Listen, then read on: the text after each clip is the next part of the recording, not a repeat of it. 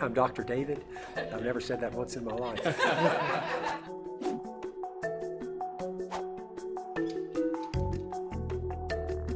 Does snoring mean I've had a good night or a bad night? I think that depends on who you ask. If you ask the bed partner, they're gonna say I had a bad night. If you ask the person who's actually snoring, they're probably gonna not even recognize that they were snoring. It might, if you've got sleep apnea and the snoring is a sign of sleep apnea, your sleep quality will be impacted.